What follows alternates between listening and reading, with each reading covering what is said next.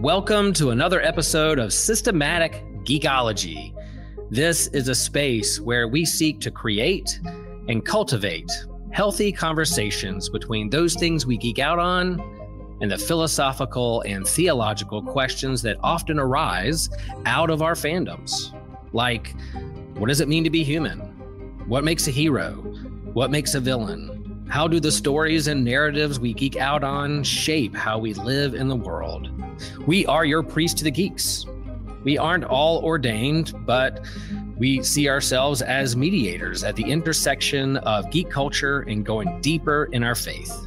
We don't always have to agree, but we do respect each other, and we see everyone as a beloved child of God.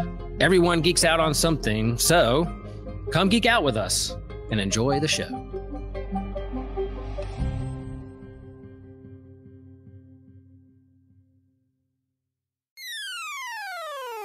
You're listening to an Anazal Ministries podcast.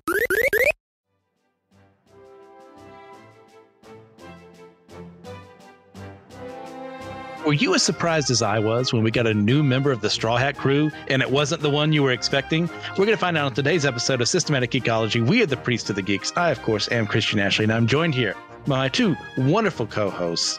I mean, you know her, you love her, Elizabeth Pangalangan and Clyde. How you doing, Pang? Hello, I'm doing well. Excellent. So glad to see your face again. But of course, as much as I love Pang, there is still only one of this individual in the world. There could never be more. Thank God. You know him. You know, you know him. You love him. You want to be him. We have TJ Blackwell. How you doing, TJ? Good. Thanks for asking. Excellent. All right, guys. What have you been geeking out on recently?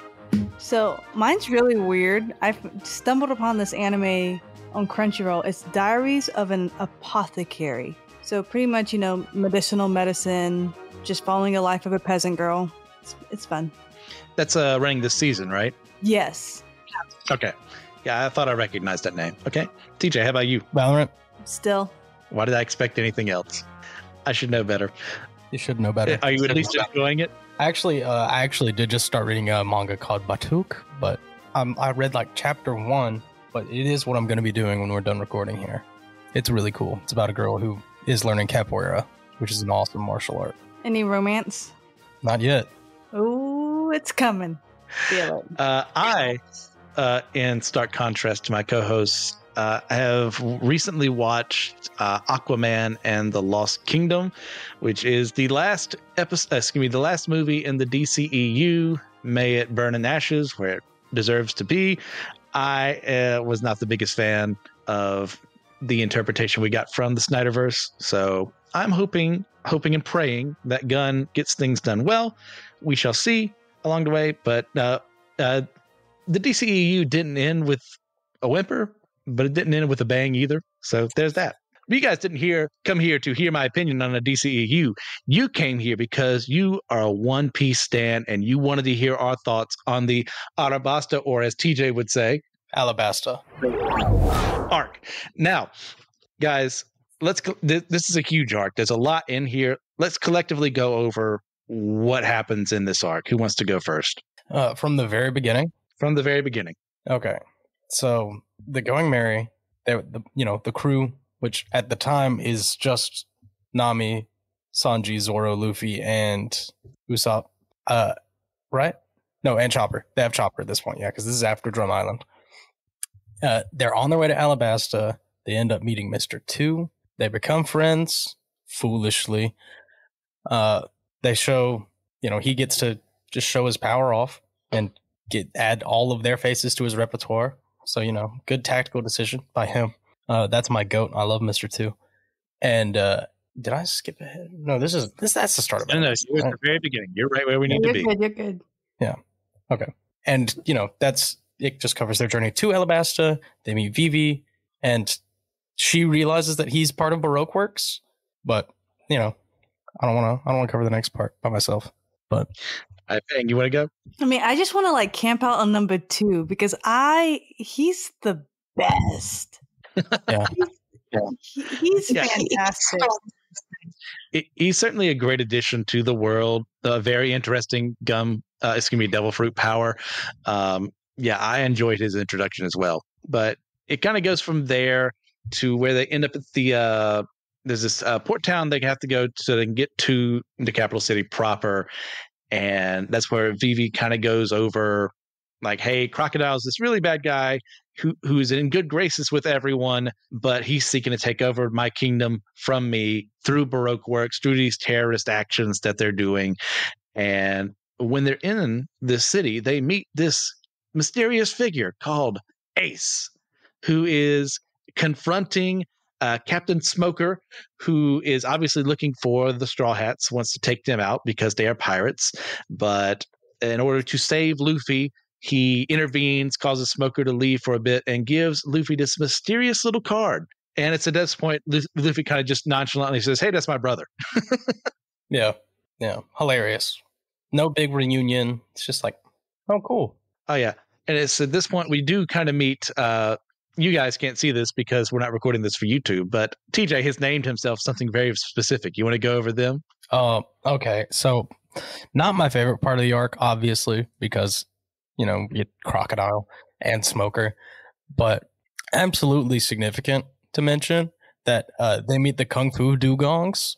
I love the Kung Fu Dugongs. They're silly. They're territorial and they try to attack the Straw Hats. Luffy, of course, beats all of them because he's Luffy at this point. He's still like way too strong for East Blue.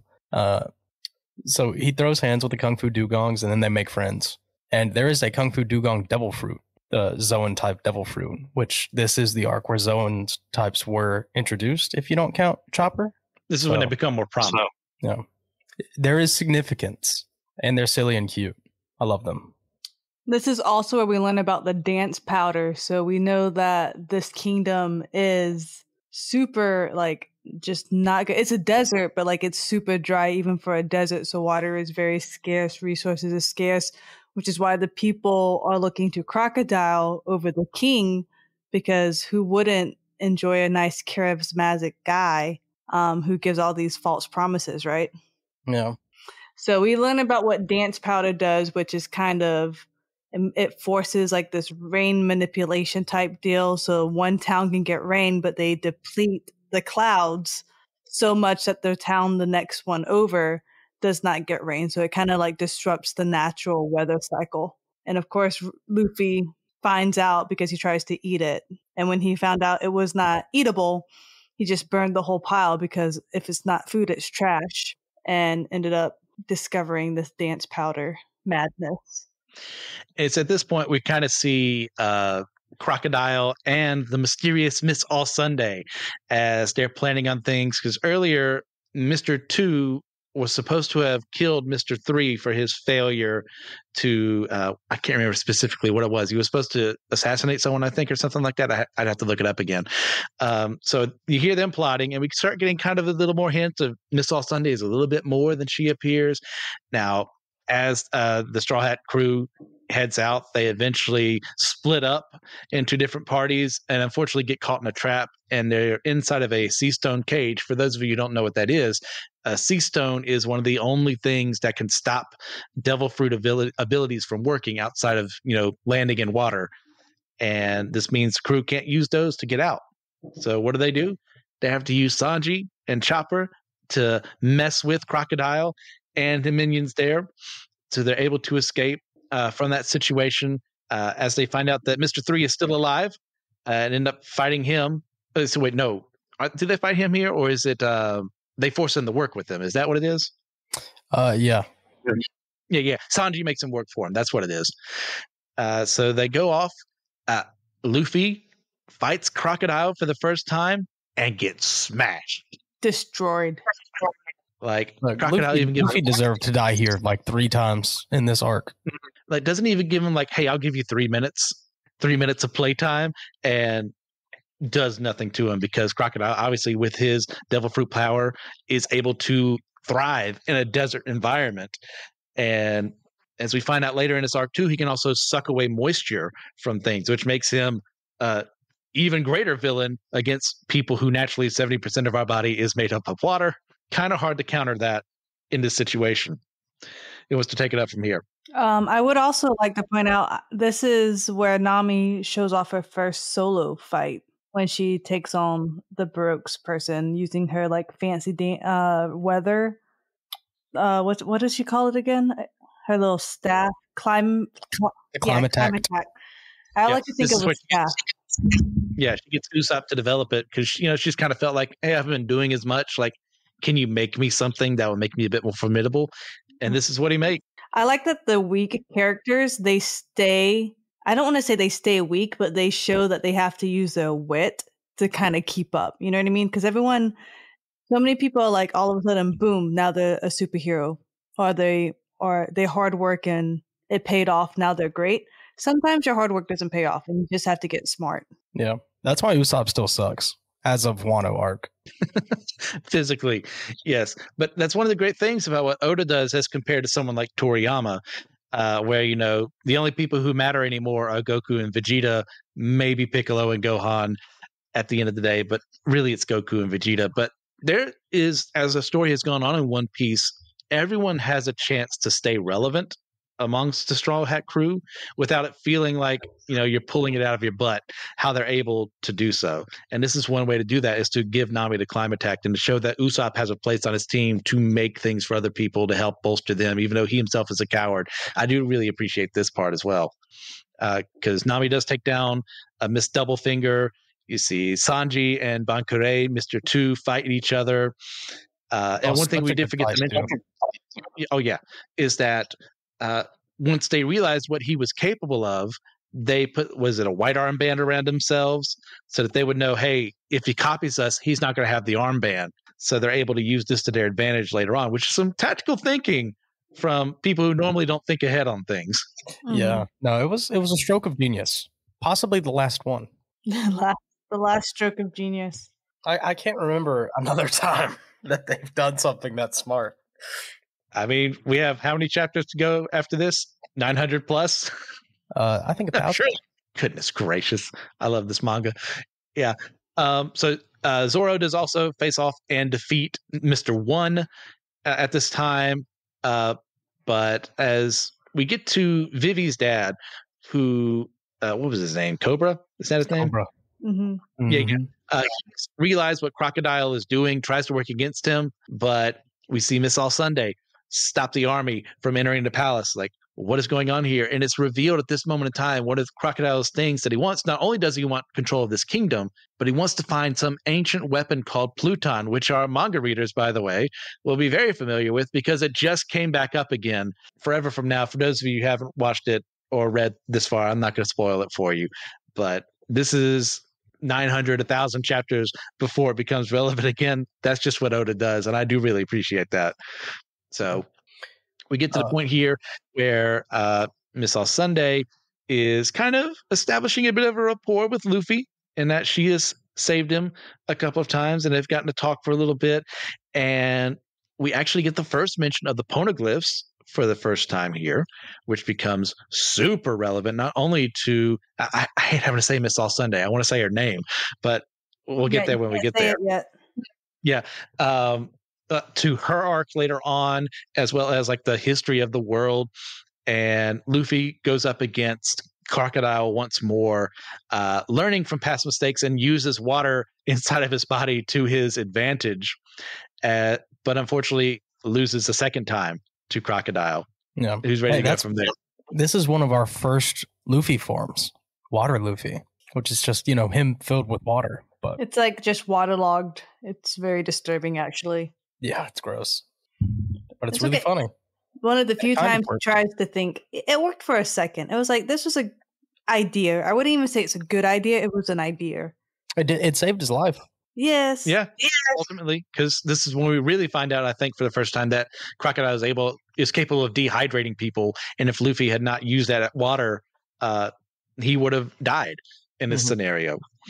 This is where Toriyama got the idea for Goku to survive his assassination attempt.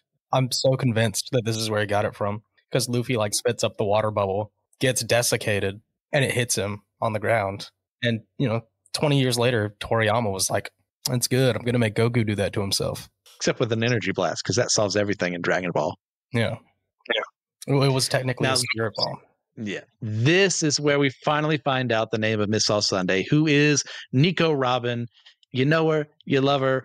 And not only do we find her name as she confronts Tashigi, who is searching her down, and she has no time for the Marines because she hates them because she has a bounty of 79 million berries. Because the official story is because as a child, she destroyed and sunk 6 warships.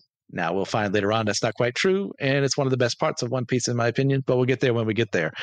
So, as this happens, she confronts the Marines, Vivi and the other rebels working for, Arabasta, or Alabasta, however heck you want to say it, do fight against Crocodile's forces. Usopp gets involved to help them at the clock tower, and as Robin and King Cobra go to this place called the Hidden Grave of the Kings, they find a poneglyph there that is very important to her, but Luffy has recovered, knowing that Crocodile is going to come and take them down, and fights him for the 3rd time, realizing that he can use his own blood to have a way to win this fight. And once again, Luffy, like, he's not an absolute moron, so you can't think tactically, but you don't expect this out of him. And he eventually does defeat Crocodile, countering him with his own blood and his gum fruit ability. And this is where, we get the moment where Vivi does have to leave the crew. She becomes, the leader of her nation once again. And surprise, surprise, who should be there on the ship but Robin? And that's where we kind of end this arc, as she says she wants to join the crew. So, guys, I know we went over a long bit of that, and it's a very long arc. But what were your initial thoughts reading this arc? Oh, I loved it. You remember from? Okay. Yeah, because my memory's not great sometimes, so I'll just forget stuff. So when I reread the series a few years ago, I pretty much got to experience most of it again for the first time. So reading Alabasta was awesome. It's so good. It's really the first time we see Luffy not just win something. I really appreciate that a lot. Pang. I remember enjoying this. It's been a hot minute since I've watched this area of the anime for some reason. But I just remember loving getting to know Vivi, but the duck was one of the highlights. What was his name? I don't remember. It started with the C. Karu. You're right. But I love that little duck. It was so fun. I always enjoyed that type of culture, like with the headdress in the desert. It just seemed very fun to me, because growing up, I never understood why you would put on clothes when you was so hot in the desert, if that makes sense. So it always just intrigues me, this type of culture, because people live in desert society even to this day. So to know that they were pretty accurate with some of the descriptions, I appreciated a lot. You know what's funny though? The same reason you do wear long clothes in the desert, it's the same reason you tint your windows in your car. The sun, to protect yourself from the sun. I thought about that the other day. Just thought it was kind of funny. Yeah, as an adult, I understand, but as a child, I never. When you learned about Egypt and all the other Middle East countries, and you see them from head to toe, it's wait a minute, that's weird. But I feel like the clothing was very well done. It was fun looking at the animations. So yeah. Yeah, there's a lot of Egyptian kind of imagery used in Arabasta as well. And in the series as a whole, there's some used. As we get later to Impel Down, we'll see some too. But my initial thoughts on this, it's hard to remember. It was forever ago when I first read through this series.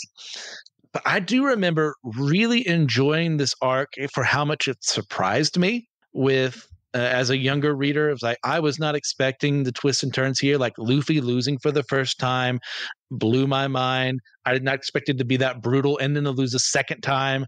That got me too. And then the reveal of, hey, it's not going to be Vivi joining the Nakama. It's going to be Robin instead. Yeah, that's a twist.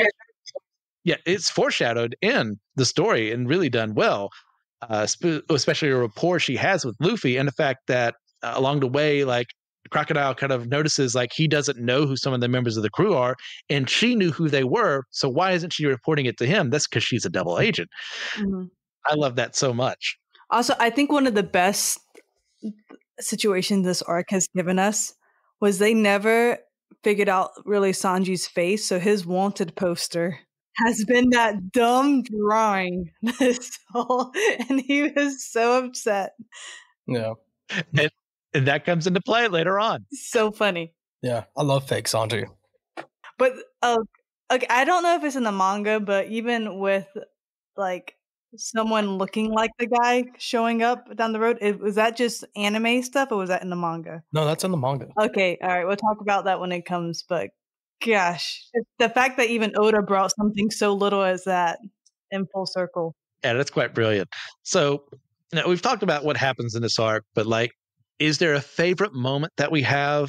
And if so, why is that your favorite? So, Mr. Prince, I remember I was dating Taylor, and when Sanji was like, doing his behind the scenes thing, and they're like, who is this? He's like, this is Mr. Prince. And because I was obsessed with Sanji, even as a high schooler, I would call Taylor Mr. Prince, my now husband. Yep. And of course, Taylor had no idea what you were talking about. Yeah, another shameless thing. Taylor did figure this out down the road when we were talking about kids. One year, I was like, isn't Sanji such a pretty girl's name? And he was like, Sanji, why does that name sound so familiar? I'm like, now it is a girl's name of an influencer. So all I had to do is hear one time a girl was named Sanji. All it took. I was like, babe, it's just a popular influencer. Like, that's where you hear it from. And so I tried for like months. And then finally he looked it up and he was like, I knew this sounded familiar. That's pretty funny. So, yeah. Fun Your stuff. daughter? But yeah, Mr. Prince was my favorite in all of this arc. How about you, TJ? Hello, friends. If you enjoy Systematic Geekology, a great way to support us and to keep us moving forward into the future is to be a patron on our Patreon network. If you're a Patreon, then you get live access to our YouTube exclusives like Comic Book Ketchup and Manga Mustard, Drinks with Tejas, and also some extra content there with our companion series to go along with our annual theme.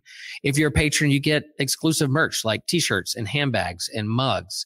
There's also a bonus extra question that has extra content. In each episode, we go deeper into our faith and the questions that we're wrestling with, but we also do this extra question to jump in and share about, and patrons get to hear how we answer that question. There's discounts on our store.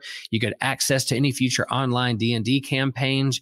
You can easily access all of our Patreon content through our Spotify page where it says exclusive content for subscribers. That could be you folks. And all that being said, you get the satisfaction that you help us keep the lights on and keep us moving forward with our software, our marketing, our equipment, staying current in the podcast game. We love Systematic Geekology. We hope you do too. Support us moving forward. Thank you for all that you are. We know there's a lot of great choices and content out there, and you choose to listen to Systematic Geekology. Thanks, folks. We love you. Peace. DJ looks a little frozen. Not anymore. Yeah, he does. Oh, here he is. I thought you were smiling a lot. I live. Yes. What was your favorite part of this arc? I really do love the Kung Fu Dugongs. It's just not fair to say that's my favorite part because how much else happens. I love when Pell is like doing his best to try and get to Vivi or to King Cobra when he realizes something goes wrong. Those scenes are just so dramatic and so well handled, and we get to see Pell's loyalty and significance back when he was relevant. I'm not going to spoil anything, but oopsie daisy. But my favorite part in the arc is probably when Crocodile has Luffy on his hook, covered in blood, and Luffy's like, "Oh, my fist is wet. I can hit him." That's great. That's so awesome. Yeah. If we didn't mention a character you liked in the midst of this, well, I'm sorry, but One Piece has hundreds upon hundreds. And in one arc alone, how many named characters do we have? And as time goes on, how worse does it get? I forgot to mention Pell earlier because he does play a vital role in this. So that's a good one. And yeah, that crocodile moment with Luffy, well, that's going to kind of fit into mine, which is the first loss that Luffy suffers at Crocodile's hand. And that I was talking a little before all this recording, that moment we think, well, Luffy's the main character. He's going to win. He's got this. And Crocodile gives you, I got 3 minutes, buddy. 3 minutes of playtime with you. And Luffy goes through those 3 minutes. He looks pretty impressive in the fight, but he loses. And he loses pretty badly. And that is something, if you're willing to have your main character suffer a legitimate loss like this, that shows really great writing to me. That shows that, hey, I'm not trying to make a Mary Sue here. I'm not trying to make someone who's just, better than other shonen characters out there. It's like, no, this is a person who in a situation, even with the abilities he has, is going to lose. And he loses. And that has such an impact of what happens later on for Luffy as he grows through the series. And even in just this arc of how can he fight Crocodile again? And the second time doesn't work. And the third time is where is the charm. But yeah, that's where I see that. Now, who was the character in this arc that stood out the most to you? The duck. What? Karu. I want to pet Karu so bad. It's a good duck. That's good. So, TJ, question being, who was the character who stood out most to you in this arc? Crocodile. Okay, excellent choice. What about him? He is, and Smoker, because they're, we start to see the scope of what a Logia fruit is and how scary they are. Oh yeah, they're handled extremely well here because you could easily go over that position of, well, Smoker fails to get the Straw Hat Crew again, but no, it's played really well why he's not. We get the introduction of Ace in that time. And then, of course, Crocodile is amazing in this arc. I forgot about Ace. I do love Ace. I changed mine to Ace. I had a feeling that would happen as soon as his name was mentioned. If I haven't already given it away, it's Robin in this arc.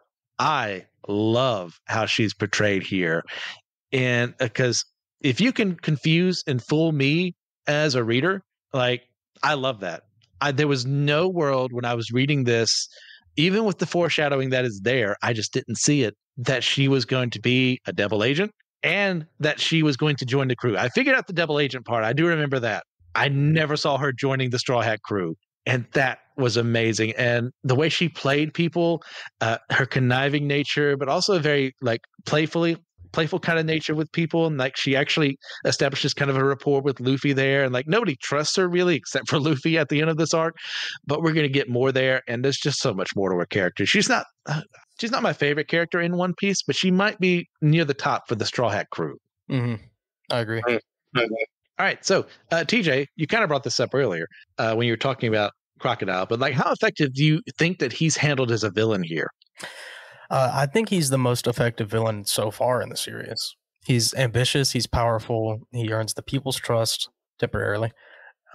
He all around is just a good villain, and he's strong. He's so much stronger than anything they fought up till now. I don't know. It's hard to choose. Oh, I thought you were still going about the thing. Sorry, I was zoning out. Who am I thinking about again? Crocodile. How effective is Crocodile as a villain? I see Crocodile more as a politician than a villain. So yeah, he's a strong guy, but he wasn't my favorite. Down the road, I have more fond memories of future characters we're going to meet. I don't even give the Crocodile a second thought. He's back though. Yeah, but I didn't give him a second thought up to this point. Yeah. Actually, TJ, you brought up a really good point earlier. So we've had the beautiful Alvida, we've had Axan Morgan, Long Krieg, yep, Django and Kuro. Who else? Buggy. Love Buggy. Yeah, compared to those early villains, he's miles above them. Not as they're bad in any way, shape, or form, but comparatively speaking, I'm going to choose him on a list. And it's because of that conniving nature, the way he gets the people on his side. Say, hey guys, I'm here to help. I'm here. Look at me. And don't worry, that king over there, he's not going to help you. You really need Crocodile in charge of the nation. And there's an insidiousness there that it's true because he makes the circumstances where they need him with his devil fruit powers. And if a villain can do that, they've done their job well. So I really do enjoy Crocodile here. Yeah. And I really enjoy Crocodile later. Yeah. Spoilers. Trying to think. All right. Yeah. I said all I wanted to say. Okay.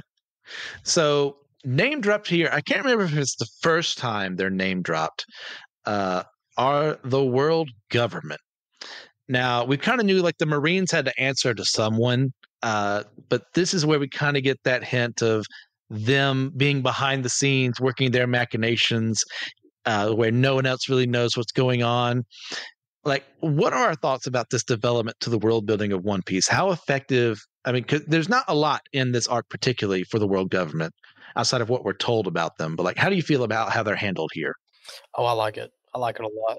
Yeah, I like the introduction of it. You kind of saw it a little bit with like Kobe when he starts to realize that the Marines may not be the good guys, and so that's kind of alluded here that the government also may not be the good guys. So it's a fun time. Yeah, just giving us a taste of like this big, huge.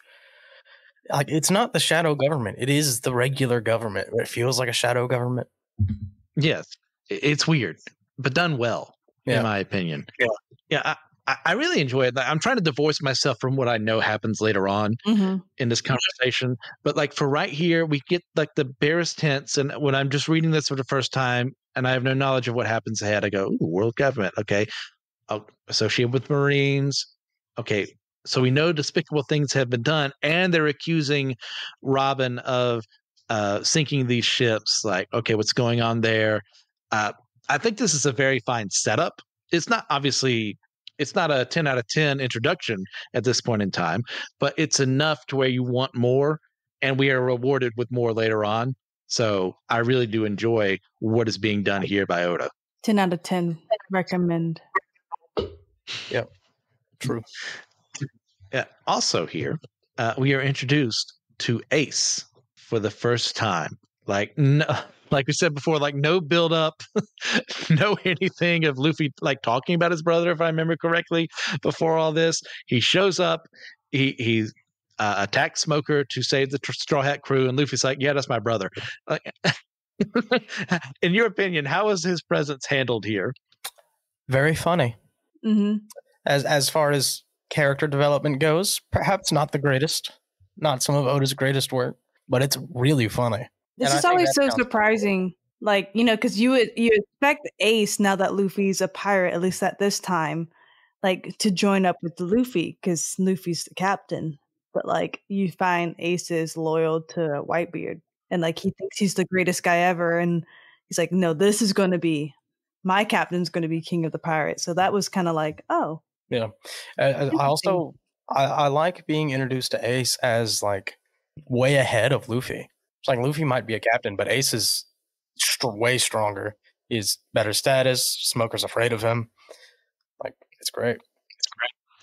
And he's not a captain at that. Like, he's not a captain. Luffy may call himself a captain, but compared to the other captains out there, he's small. He's a small fry. Yep. If Ace is so much higher than him. Yep. Until recently, he really wasn't a captain at all. I mean, like, he technically was, but he was a captain to 10 people. And then a few more. So I really like how, like you both said, like it gives something to him to aspire towards. It's like, hey, yeah, I'm crew of this one vessel, but Ace is a leader in a group of pirates who have multiple vessels working for this mysterious guy, Whitebeard. Who's he? We'll find out way later on. But it helps hype up that moment. It goes, okay, Luffy has a brother. He didn't just like spontaneously generate out in the world there. Oh, that implies that he has a mother and a father. Who are these people? The gears get turning. Like, are they out there? Are they pirates? Are they Marines? Are they someone else? Like, are they dead? Are they alive? What is happening here? And Ace provides all of that with one funny joke of, oh yeah, that's my brother.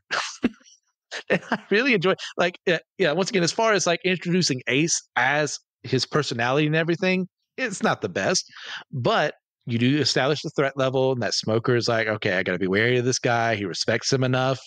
Luffy obviously has a good enough relationship with his brother that he's willing to attack a Marine for this. So I love how that is done in all of this. Anything else for Ace? He's him.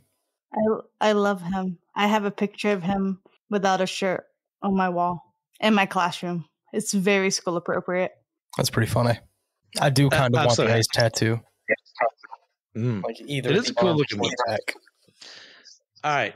So before this, like I had mentioned how I was shocked that, you know, Robin became a member of the crew. Well, the kind of the expectation build up in the arc before this and right now is that Vivi would become the next member of the Straw Hat crew.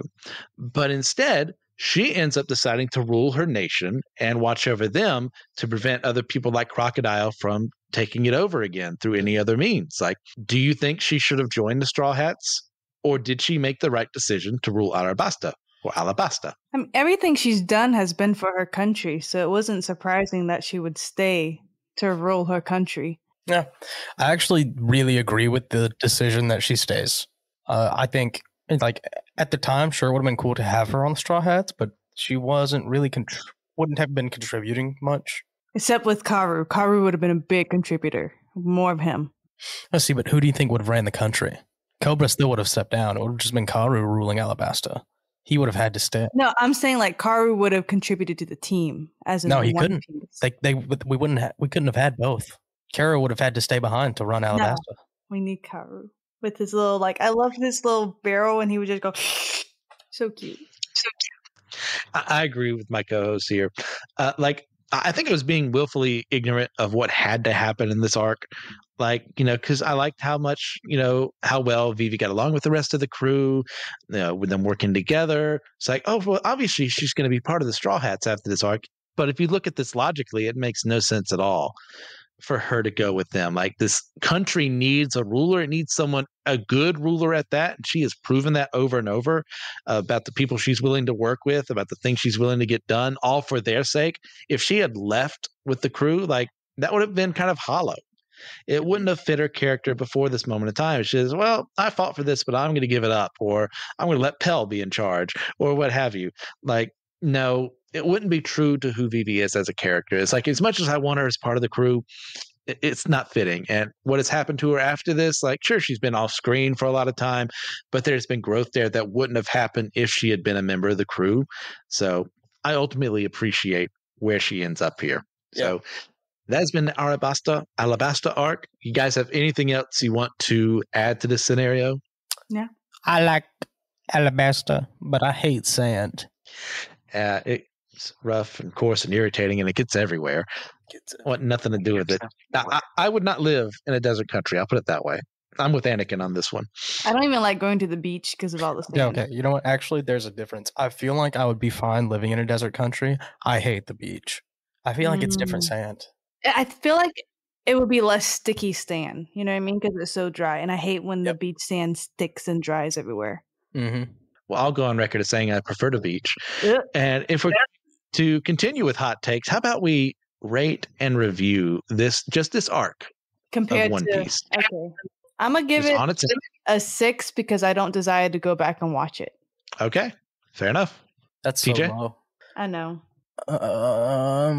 I can't do that. I'd probably give this arc at least an 8.5. So much happens here. We learn so much about the Straw Hats and their capabilities. We learn more about the world. It fills out. Really, this is where we get to know like how Luffy can become the Pirate King. If they don't meet Robin here, what does he do? Nothing. But we don't know that yet. We know it now. Contribute. Oh, but she does read the poneglyph. Yeah, you're that right. They find. Yeah, I'm close to TJ on this. I was going between an 8.5 and a 9. I think I'll ultimately go with a 9. If I had to just on its own without knowing about what happens later, I'd probably say an 8.5. With what happens later, I'm going to go with a 9 for how important this arc is, setting things up. I really enjoy it. Like, it's one of the best parts of early One Piece, in my opinion. This is just fun, and I'm glad we all got to be on this episode together to talk about it. So with that, we're going to head off to the wrap-up section. Now, does anyone have any recommendations for the audience? Nah. Read Sakamoto Dazed. I feel like I've already like recommended like even the Apothecary anime. I just haven't been doing much. Oh, I have, because of the dang Peacock commercial, re-downloaded Clash of Clans. I know. I'm not proud. I just re-downloaded it. I'm not saying like I'm like super into it anymore. It's just like, oh, let me check on my base I made 11 years ago. How you guys doing? That's really funny, actually. I wouldn't say I recommend it. That's just kind of like what I've been doing. Okay. It's like, welcome back after 11. Well, I made it 11 years ago, but it's probably been at least like 8 years. Okay, so I'll say one more.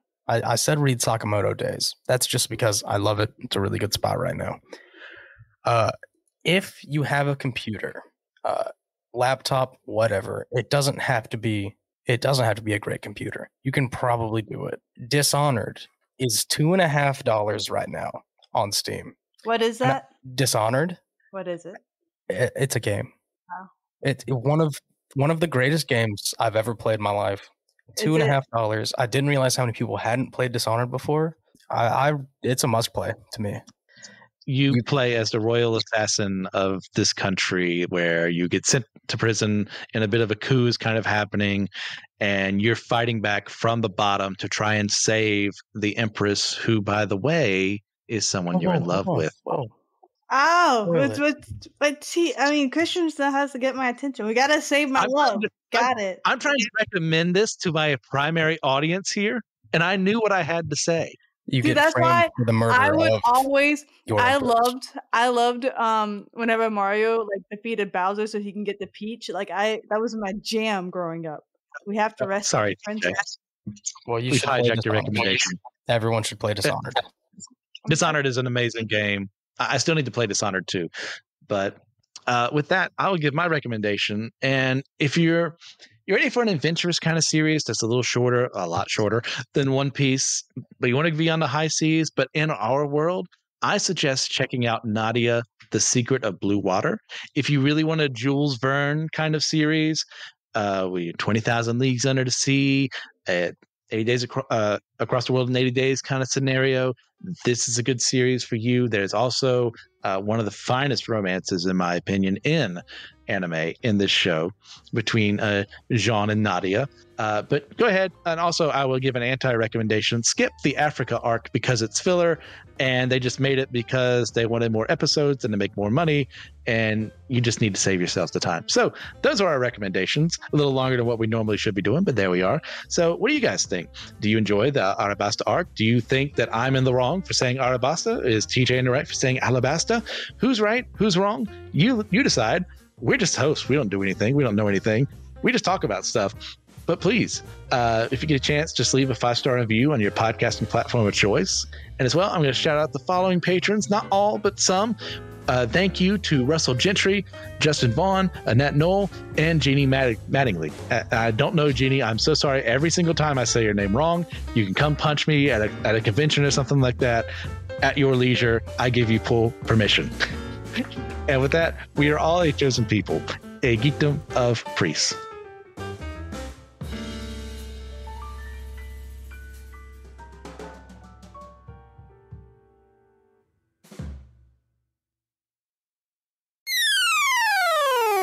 If you'd like to support our show on Captivate, feel free to go to captivate.fm and find our show, subscribe. You'll get access to any future online D&D campaigns over there. You'll get an extra bonus question for 4 to 8 times a month. You'll get extra content like that through there.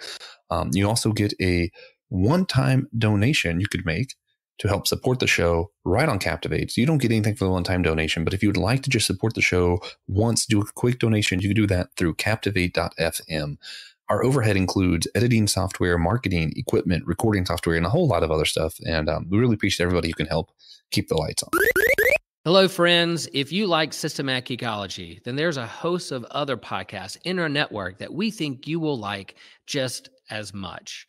And so we're part of the Anazal Ministry Podcast Network, and we hope that you can hop over and subscribe with all the podcasts that are on our network. Like, for instance, The Homily, which is, Pastor Will Rose's sermon here in Chapel Hill, North Carolina at Holy Trinity Lutheran Church. You have another podcast called The Whole Church Podcast, the OG, the originals, the beginner of it all. Yes, Joshua Noel and TJ working for unity among the church and having great conversations with the wide spectrum of those who are involved in Christian ministry and the church. You have My Seminary Life by Brandon Knight, who's discussing what he's learning in seminary, he is learning his theological studies and bringing to the surface those big things that we're wrestling with and thinking through theologically in the church and beyond. There's the Let Nothing Move You podcast from Christian Ashley, who is walking through the Bible in a very Bible study type fashion and walking through the biblical narrative. You have dummy for theology. I don't think Joshua is a dummy, but hey, he's going to lift up theological themes that he's thinking about and wrestling with. And maybe there's not a lot of answers, but there's definitely a lot of great questions out there that he's lifting up with some great theologians across the whole spectrum of Christianity. And then there's the Bible After Hours. Man, if you like to get risky, if you like to get controversial, there's this foul-mouthed preacher who goes through the Bible from a more progressive point of view, challenging the status quo of the modern church. Yeah, you don't want any kids around with that podcast. And then you have the Clydes, one of my favorite couples that I like to listen to. One of the hosts here on Systematic Geekology, Taylor and Elizabeth Clyde, go through weekly discussions and kind of a devotional, conversational method of what's going on in their lives, where they see God moving in their lives, and what God is up to in the world. So those are the podcasts, a part of the AMP network. Subscribe, follow. We hope you can be a part of all that great network with the wonderful podcasts at AMP.